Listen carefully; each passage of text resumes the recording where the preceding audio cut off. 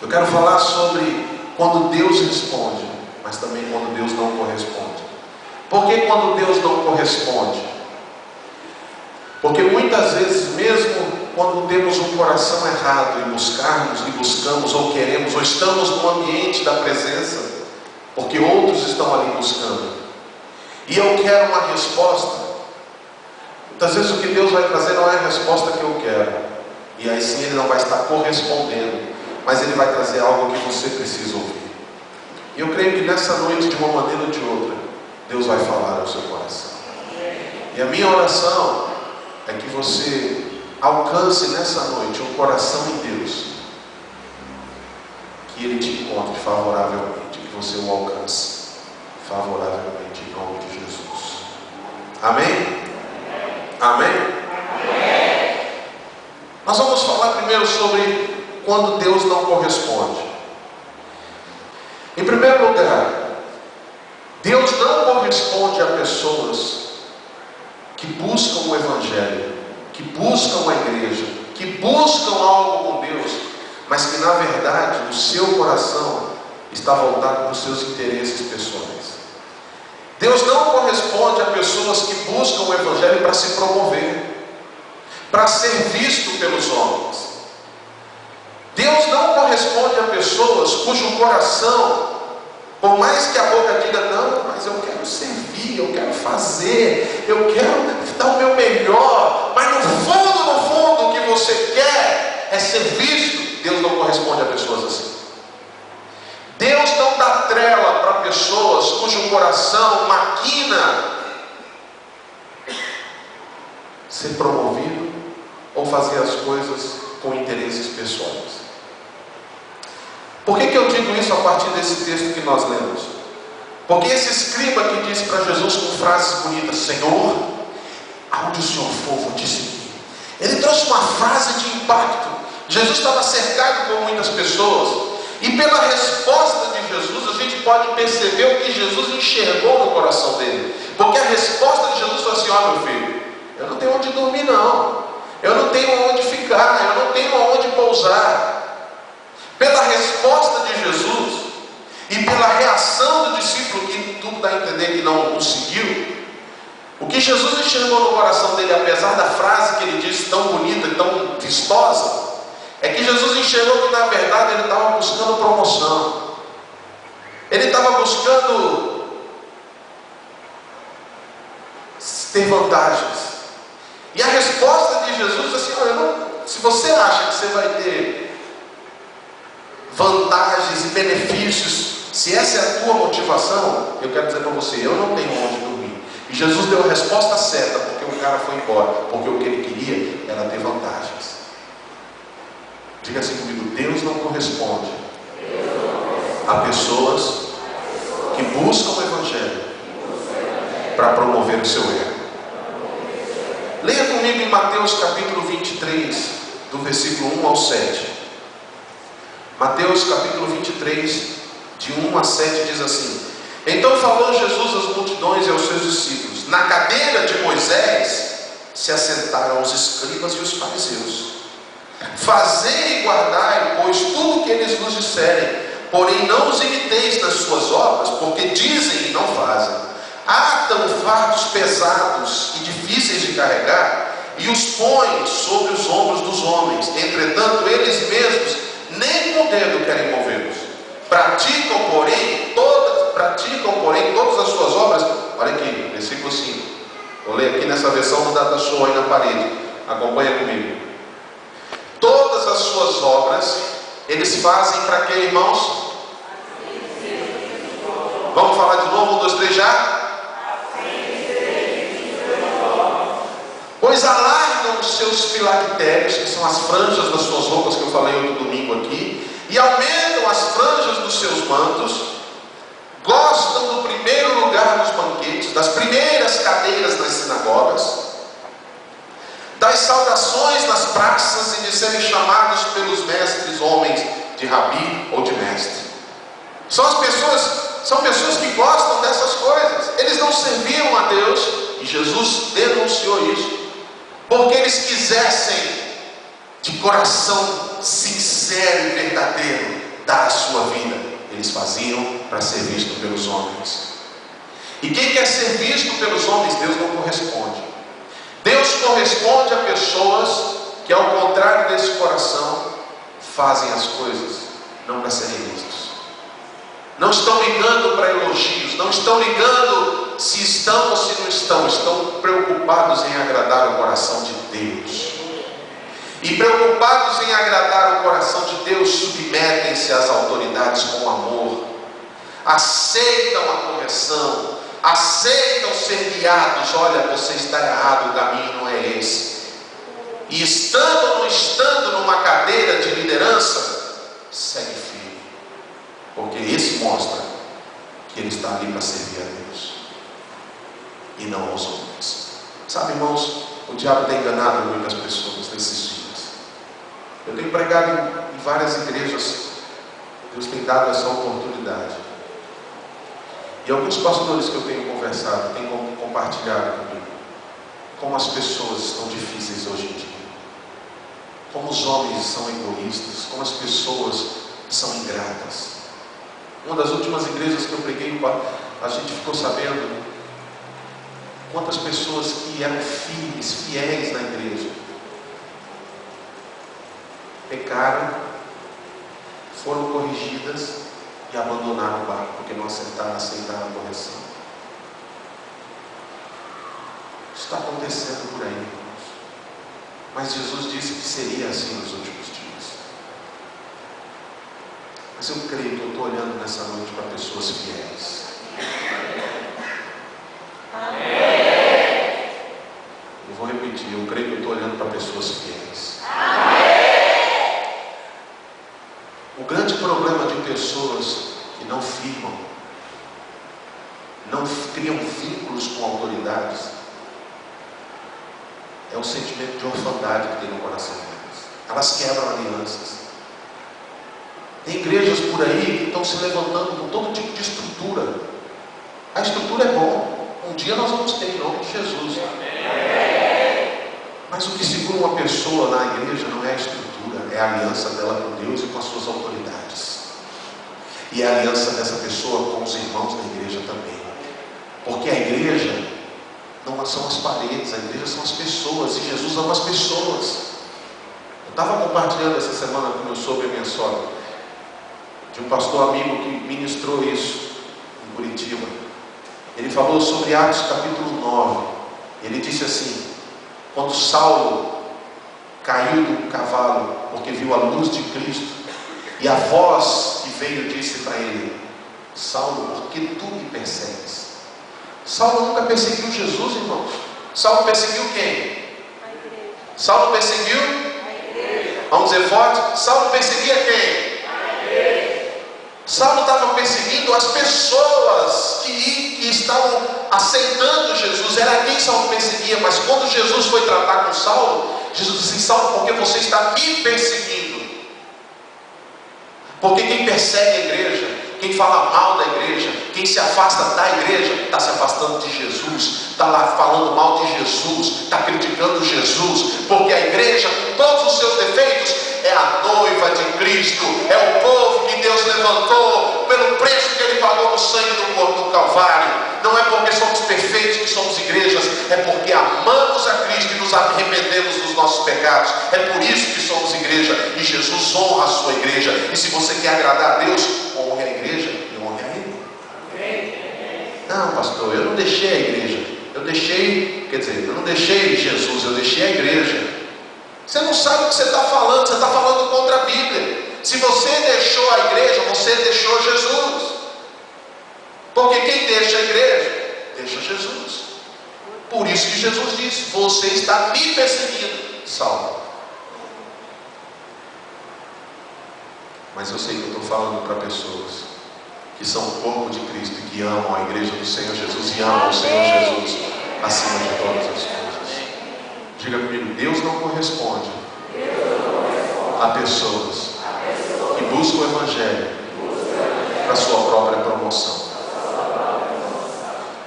Foi por isso que quando esse discípulo, no capítulo 8, versículos 19 e 20, disse para Jesus, esse escriba, eu vou te seguir para onde o Senhor for. Jesus não ficou impactado com a palavra dele. Jesus conheceu o coração e disse, eu não tenho para onde ir, meu filho.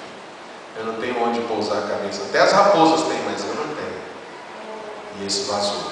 Em segundo lugar, Deus não corresponde a quem não está disposto a se comprometer de verdade. Diga comigo, Deus não corresponde a quem não quer se comprometer de verdade. Irmãos, durante muitos anos os pregadores pregaram um evangelho muito fácil de ser seguido, mas não verdadeiro. Um evangelho assim, vem, não vai te custar nada, vai ser bom para você. Você vai ter isso, você vai ter aquilo, você vai conquistar, você vai parará. Não, irmãos, o evangelho vai custar sim. O evangelho vai custar a sua vida. O evangelho vai custar a morte dos seus desejos, das suas vontades. O evangelho vai custar você entregar a sua vida na cruz. Esse é o verdadeiro evangelho, irmãos. Nós falamos isso, os irmãos, no domingo passado. Mas o ponto aqui é que Deus não corresponde a quem se achega e não quer assumir compromisso. Agora eu te pergunto, Deus conhece teu coração? Sim ou não? Sim. E Ele sabe que quando você chega aqui num culto, ou quando você está na igreja, ou não estando, mas você é filho de Deus, Ele sabe muito bem, olhando para o seu coração, até onde você quer se comprometer e até onde você não quer se comprometer. E às vezes a gente não entende por que Deus não responde, por que não vem as respostas que a gente tem tanto clamado. A gente se indigna e fala, Deus, está escrito, clama a mim e responder-te-ei. Eu estou jejuando, eu estou clamando, eu estou buscando e não está vindo. O que está acontecendo? Eu vou te dizer o que está acontecendo. Deus está vendo que no teu coração você não quer se comprometer de verdade. E quando não tem compromisso, Deus não responde. Olha o que está escrito em Mateus capítulo 8, 21 e 22. Chegou um outro homem, disse assim, Senhor, permite-me primeiro sepultar o meu pai. Jesus disse assim, segue-me e deixa os mortos sepultar seus próprios mortos. O cara queria seguir Jesus, mas ele não queria romper uma velha vida, ele queria manter todas as outras coisas em primeiro lugar. Ele queria enterrar o pai dele. E esse enterrar o pai dele não era no sentido que o pai já tinha morrido, é que ele queria esperar seu pai morrer. Seu pai estava talvez numa idade avançada, ele queria, não, deixa, depois que meu pai morrer eu vou e te sigo. Não serve para mim. Quem quiser me seguir tem que pagar o preço. Quem quiser me seguir tem que tomar uma decisão na sua vida que vai ter sacrifício. A salvação é de graça, mas seguir a Jesus, servir a Jesus, requer um preço. Quantos querem seguir a Jesus, irmãos? Quantos querem ser um vaso nas mãos dele? Eu digo para o seu irmão, tem um preço.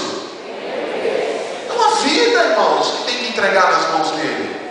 Abrir mão das suas vontades pessoais. Em terceiro lugar, Deus não corresponde a corações movidos por críticas e impelidos por dissensões. Tem pessoas que se achegam ao Evangelho ou numa igreja, mas o seu coração é tão cheio de crítica, é tão amargurado, tão impelido, gosta de fazer uma confusão, gosta de se meter num rolo, gosta de falar mal dos outros, gosta de falar mal das pessoas, dos eventos, dos trabalhos, da igreja. Deus não corresponde a esse tipo de gente, irmãos. Olha o que está escrito em Mateus capítulo 9, versículo 14 a 17. Vieram depois os discípulos de João e lhe perguntaram, por que jejuamos nós e os fariseus muitas vezes, e teus discípulos não jejuam? Sabe o que Jesus respondeu? Pode por acaso estar triste os convidados para o casamento enquanto o noivo está com eles? Vai vir dias em que será tirado o noivo, e nesses dias vão jejuar. Aí olha só a resposta final. Ninguém põe remendo de pano novo em veste velha, porque o remendo tira parte da veste e fica maior rotura. Ninguém nem se põe vinho novo em odres velhos, do contrário, rompe-se os odres, derrama-se o vinho e os odres se perdem, mas põe-se vinho novo em odres novos, e ambos se conservam. Sabe o que Jesus está falando? Vocês estão vindo aí com crítica, a gente jejua, os outros, vocês não jejuam, a gente faz isso, eles fazem aquilo. Isso aí é coisa velha, irmãos. Esse comportamento, esse coração aí não vai conseguir reter o que Deus tem para derramar. Esse coração aí cheio de confusão, de intento para gerar dissensão, para ficar fazendo polêmica, isso aí é coisa velha, isso é odre velho. Se eu derramar o que eu tenho para derramar nessa vida, vai estourar, vai arrebentar tudo. Deus não corresponde a pessoas com o coração endurecido, cheio de críticas, cheio de dissensões, cheio de confusão, que se achega para ficar cutucando, que está no culto e numa mensagem começa a ficar olhando para os lados, fica procurando quem está fazendo isso, quem está fazendo aquilo. Deus corresponde, irmãos, a outro tipo de coração, não a esse tipo de coração. Mas eu creio que eu estou falando para pessoas que não estão buscando a Deus com o coração cheio de críticas, mas com o coração cheio de temor a Deus. Amém? Amém. Em quarto lugar, Deus não corresponde a quem não nasceu de novo. Pastor, o que é nascer de novo finalmente? Nascer de novo é quando você tomou uma decisão na sua vida por Jesus e todo dia você mata a sua carne. Todo dia você diz não para os seus prazeres. Todo dia você diz não para as suas vontades. E permanece vivendo uma vida livre. Isso é nascer de novo. Pessoas que vêm para Jesus e mantêm seus pecados no centro das suas vidas, não nasceram de novo. Eu não posso te enganar. Eu tenho que dizer para você: se você está na igreja, mas continua vivendo uma vida de pecado, de mentira, de vício, você precisa nascer de novo. Porque Deus não corresponde a pessoas que não nasceram de novo. Eu posso provar isso em João capítulo 3, quando nós falamos sobre Nicodemos. Ele veio cheio de lorota e Jesus falou para ele: Nicodemos, você tem que nascer de novo. Mas também, como está escrito lá em Mateus 19, de 29 a 22 e o versículo 29, quando chega aquele jovem rico para Jesus e fala: mestre, eu tenho feito tudo que o Senhor mandou, tudo que está escrito, toda a lei eu tenho cumprido, o que mais que eu posso fazer? Jesus falou: vem com o que você tem e dá aos pobres e me segue.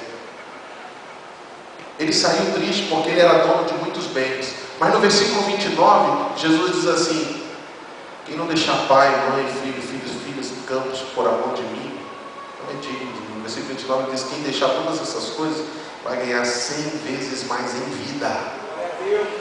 Jesus estava dizendo que aquele jovem rico poderia, quem sabe no futuro, tendo aberto o mundo que tinha, por amor a Jesus, com certeza Deus daria muito mais, 100 vezes mais do que ele tinha quando chegou. Mas ele não nasceu de novo. Ele era apegado nas coisas, seu coração não era convertido, seu coração era voltado para as coisas materiais. E por isso Deus não correspondeu a ele. Em quinto lugar, Deus não corresponde a quem vive se ofendendo. Diga comigo: Deus não corresponde a quem vive se ofendendo. Um outro pastor disse assim: quem vive se ofendendo não está pronto. Porque quem se ofende é o orgulho na pessoa. A humildade não se ofende. Em Mateus capítulo 6, versículos 14 e 15, Jesus diz assim: porque se perdoardes aos homens as suas ofensas, também vosso Pai Celeste vos perdoará. Se porém não perdoardes aos homens as ofensas, vosso Pai também não perdoará. Quando nós vivemos num ambiente de igreja, nós vamos lidar com pessoas que pisam no nosso carro. Nós vamos lidar com pessoas imperfeitas que nos perseguem.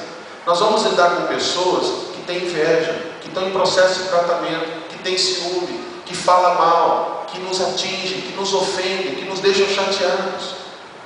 Mas quem vive se ofendendo e aceitando é porque na verdade não morreu ainda para Cristo, não morreu para si mesmo e viveu para Cristo. Quem vive se ofendendo realmente não está pronto. Quanto mais você crescer nas coisas de Deus, mais você vai correr o risco de ser ofendido. Mas você não pode, você não tem o direito, nem eu nem você temos o direito de nos ofender. As pessoas vão falar mal de nós. As pessoas vão jogar pedra. Fizeram isso com Jesus ou não fizeram, irmãos? Perseguiram, atiraram pedras, quiseram atirar pedras, eles só não atiraram porque eles saíram de fininho, mas bateram, cuspiram, maltrataram, xingaram, chamaram de endemoniado. Ah, irmão, chamar você de endemoniado é uma coisa, mas chamar o santo, o rei dos reis, de endemoniado, era para ele ter se ofendido, era para ele ter mandado alguém raio do céu e queimar todo mundo. Mas ele não se ofendia, irmãos. Pegue na mão do seu irmão e diga assim: você não pode se ofender. Você tem o Espírito de Deus na sua vida. Aí esses são 5 exemplos de corações a quem Deus não corresponde. Eu queria que você repetisse comigo para ficar gravado. Quem usa o Evangelho para se promover, Deus não corresponde.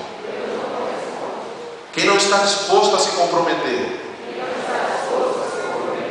Deus não corresponde. Há corações movidos por críticas. A quem não quer nascer de novo, quem vive se ofendendo, Deus não corresponde. Mas eu quero falar para aqueles a quem Deus responde. Quantos estão aqui nessa noite que são aqueles a quem Deus responde? Em primeiro lugar, Deus sempre responde a um coração quebrantado. Salmo 51, 17. Um coração contrito, um coração quebrantado, um coração que se rasga diante da presença de Deus, um coração que clama, um coração que chora, um coração que admite diante de Deus os seus pecados, um coração que se humilha não só diante de Deus, mas se humilha diante das pessoas, que reconhece os seus erros. Deus não resiste, irmão. Põe esse texto para nós, já está aí? Vamos ler juntos, 1, 2, 3, já.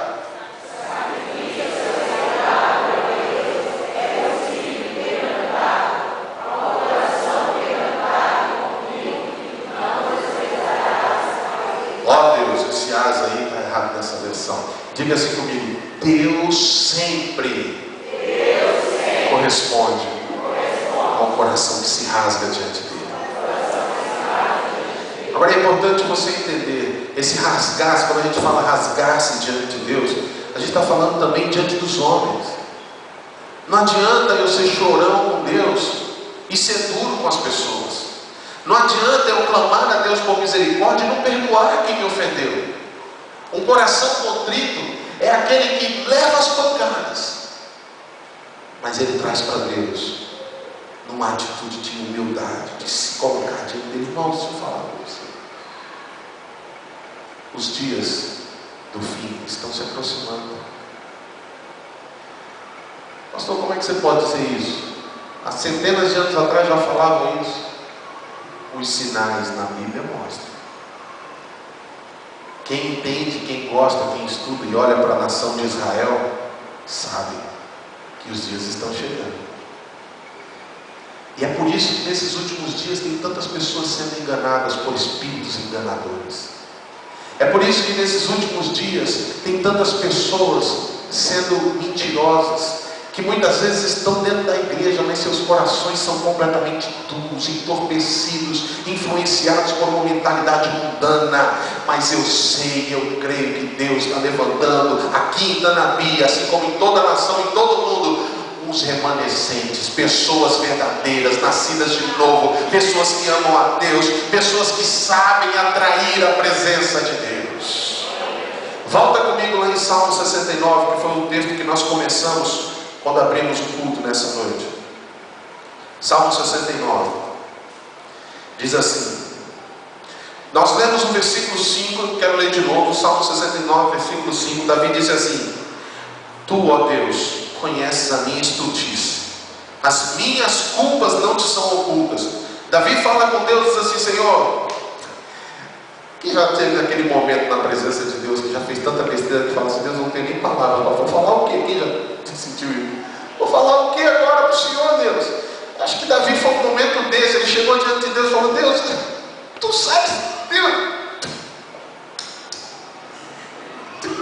vou falar o que, Deus? Mas Davi tinha um coração, tinha uma sensibilidade, ele tinha um quebrantamento, ele tinha uma paixão por Deus, ele sabia se eu chegar. Olha o que ele diz no versículo 13: quanto a mim, porém, faço a ti em tempo favorável a minha oração. Oh, glória! Eu quero dizer algo para você, talvez isso seja uma resposta de Deus para o seu coração.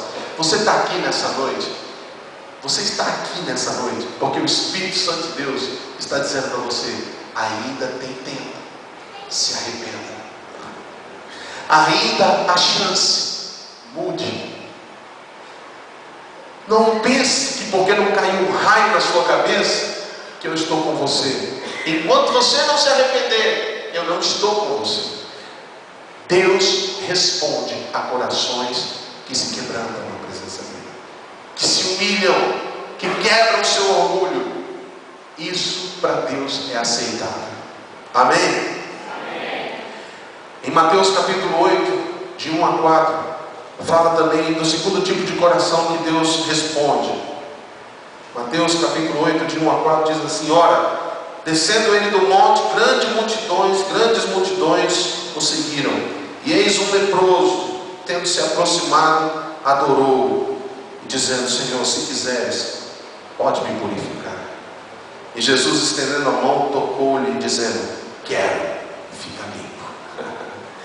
Deus corresponde, Deus responde a um coração que chega com uma expectativa de ser curado, de ser limpo, de ser curado na alma, de ser curado no seu coração. Quantos aqui reconhecem que precisa de algum tipo de cura na sua alma?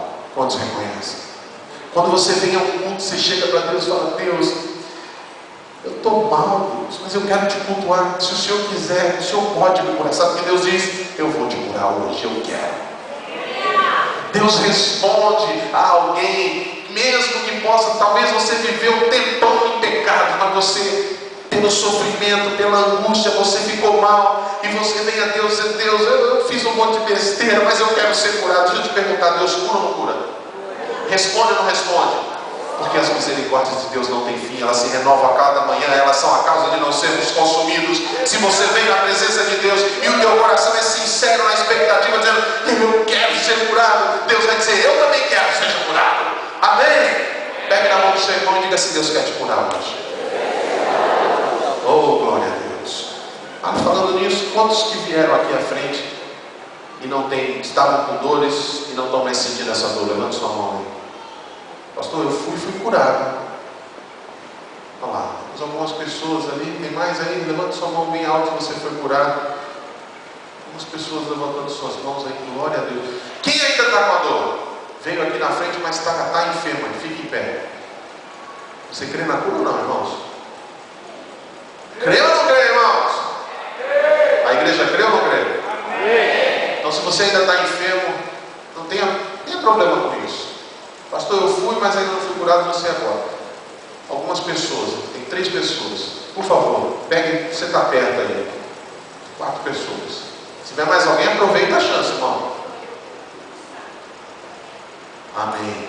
Amém. Então, creio que Deus já te deu. Você que está perto dessas pessoas, faz um bolinho nessas pessoas aí.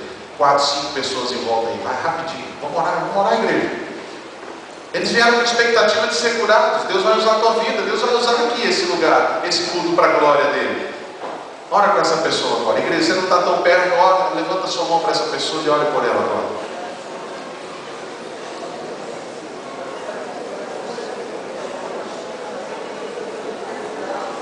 Nós damos uma ordem agora. Enfermidade, você é ilegal nessa vida. Nós não te aceitamos. Nós ordenamos agora: seque-se até a raiz, murche, desapareça. Eu ordeno agora, em nome de Jesus, sai toda dor, sai todo sintoma, cura se estabeleça pelo poder da palavra de Deus, e diz que pelas tuas pisaduras nós somos sarados, em nome de Jesus. Amém. Amém? Recebeu aí, Valdir? Está curado, eu creio, em nome de Jesus. Diga comigo: Deus responde a quem vem buscando cura. Em terceiro lugar, Deus responde a expectativas de alguém que vem buscar uma bênção para outra pessoa. dizendo: Deus, eu convidei fulano, eu tenho parente, eu tenho ninguém, e fulano está precisando, eu queria que ele tivesse, mas não pode ir, mas eu vou e vou receber por a pessoa. Quantos já tiveram essa fé por alguém assim? Sabe, Deus faz. Olha o que está escrito em Mateus 8, de 5 a 7. Mateus capítulo 8, de 5 a 7. Tendo Jesus entrado em Cafarnaum, chegou-se a ele um centurião que rogava, dizendo: Mestre, Senhor, o meu criado jaz em casa paralítico e horrivelmente atormentado. Respondeu-lhe Jesus: eu irei e o curarei. Você conhece o final da história? O centurião falou: de jeito nenhum.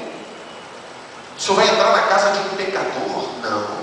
Eu sou um homem em autoridade e também estou debaixo da autoridade. Eu sei o que é autoridade. Se o senhor der uma ordem, ele vai ser curado. Jesus se espantou com a fé dele e depois disse: vai que ele já está curado. O centurião chegou, conferiu a hora que ele recebeu a cura com a hora que Jesus falou. Foi a cura na hora que ele estava. Eu quero dizer algo para você.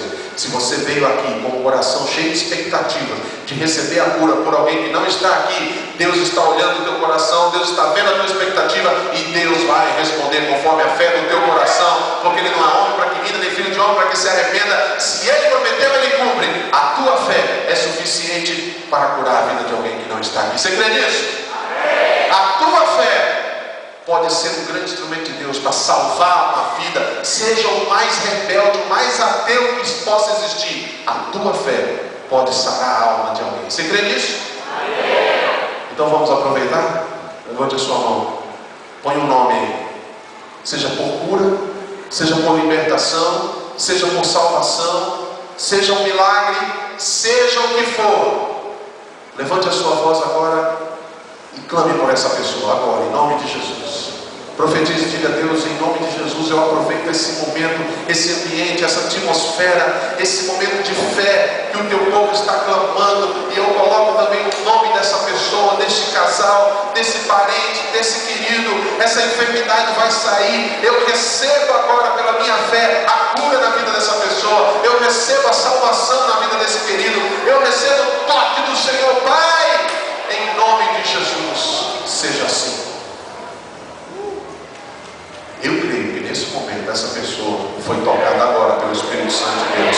Eu creio que, como aconteceu com o centurião, você, quando chegar e procurar saber dessa pessoa, você vai ver que essa pessoa melhorou, que essa pessoa foi alcançada, que algo aconteceu. Quantos creem? Quantos podem aplaudir ao Senhor, já agradecendo a Ele, crendo que Deus fez? Glória a Deus. Em quarto lugar, Deus responde a pessoas que vêm com a expectativa de crer e declarar. Diga comigo: crer. Diga forte: crer e declarar. Olha o que diz Mateus 5, de 8 a 13. Mateus capítulo 5, de 8 a 13.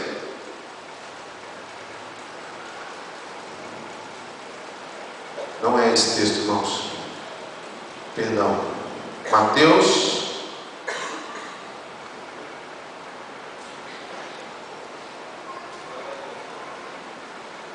Devo ter marcado errado. Minha última tentativa. Ah, sim. O centurião de novo. Mateus 8, de 8 a 13. Diz assim, na continuação: mas o centurião respondeu: Senhor, não sou digno de que entres em minha casa, mas apenas manda com uma palavra e o meu rapaz será curado. Como eu tinha dito a história para vocês, Jesus, irmãos, a pessoa de Jesus vem aqui hoje, agora, Ele está aqui. Você crê nisso? Amém. Mas de repente Ele fala no teu coração: hoje, quando você for para casa, eu vou com você. E eu vou fazer um milagre na sua casa. Quem gostaria de ter uma honra como essa? Você já ia na frente, arrumava a sala, tirava o sapato que estava no tapete da sala, dava descarga no banheiro que você não deu quando você saiu de casa. Misericórdia. Mas, irmãos, o centurião tinha tanta fé que disse assim: não preciso, senhor irmão, apenas ordena e vai acontecer o milagre. Aquela mulher do fluxo de sangue também disse: eu só vou tocar nas vestes e vou ser curada. Deus ama responder para pessoas cuja fé lhes leva a crer e declarar. Deus ama responder a pessoas assim. Porque a nossa boca tem poder. Quando nós declaramos com fé em Jesus, vai acontecer. A nossa boca está o poder da morte e da vida. Nós temos profetizado que esse segundo semestre é o semestre da gordura na tua vida. Gordura no bom sentido, lógico. Da fartura. Quantos ainda estão esperando por um milagre acontecer nesse semestre ainda? Então toda a igreja, mais uma vez, levante a sua mão e faça uma declaração comigo. Mas faça com autoridade. Faça crendo. Você crê ou não? Quantos creem? Pode dizer glória a Deus. Então diga assim comigo: Senhor Jesus, eu declaro que até o final deste ano, o meu milagre, a minha cura, a minha libertação, a minha bênção, a solução, a resposta, aquilo que eu estou esperando, vai se cumprir em nome do Senhor Jesus. Amém. Você crê no que você declarou? Deus responde àqueles que com expectativa creem e declaram. Quinto lugar, Deus responde a pessoas que têm expectativa de servi-lo. Só para ganhar tempo, não vou nem ler, mas em Mateus capítulo 5, 14 e 15, Jesus vai na casa da sogra de Pedro e ela está acamada com febre. A Bíblia diz que Jesus toma ali na mão, levanta e ela já levanta curada. E a primeira coisa que ela faz depois de se levantar é servir. Ela vai trabalhar para servir Jesus, arrumar as coisas, servir Jesus. Quando Jesus viu aquela mulher na cama com febre, Jesus viu o seu coração. Provavelmente Jesus viu o seguinte: ela está doida para me servir. Ela só não está de pé porque ela está doente. Dito e feito, ele pegou na mão dela, ela levantou e imediatamente foi servir a Jesus. Sabe por quê? Quando há no nosso coração um forte desejo de servir a Deus, Deus responde a isso. Deus tira os empecilhos, Deus tira o que está travando, Deus remove as pedras, remove a enfermidade, cura a tua vida, tira o que precisa tirar e te libera dizendo: vai. Quantos querem servir ao Senhor? Deus responde às expectativas de quem tem um coração para servir. E em último lugar, Deus responde à expectativa para cura, para libertar pessoas que você traz. Eu quero encerrar dizendo isso para você. Quando você vem no culto, você vem e Jesus já está aqui, irmãos. Quando você vem cultuar a Deus, Deus está presente para receber o teu louvor e para liberar os seus milagres. É por isso que o culto é o melhor lugar para você trazer pessoas que precisam de cura, que precisam de libertação, que precisam de salvação, que precisam de um milagre na sua família. Lembram daqueles 4 amigos que levaram o paralítico numa cama, abriram o telhado, puseram lá embaixo? Lá em Mateus 8, 16 e 17, fala que chegada a tarde trouxeram-lhe muitos endemoniados, e ele meramente com a palavra expeliu os espíritos e curou todos os que estavam doentes. Escute, quantos querem ver milagres nos cultos? Amém. Quantos querem ver bênçãos tremendas acontecerem nos cultos? Amém. Quantos querem ver muita salvação nos cultos? Amém. Quantos querem ver um grande derramar de Deus nos cultos? Amém. Tragam os carentes, tragam os enfermos, tragam os endemoniados, tragam aqueles que precisam de esperança, e Deus vai responder a expectativa do teu coração e vai curar aqueles que estão necessitados. Era isso que fazia com Jesus, porque Ele responde à expectativa daqueles que trazem os necessitados para o culto. Amém? Amém. Eu queria que você fechasse seus olhos nesse momento.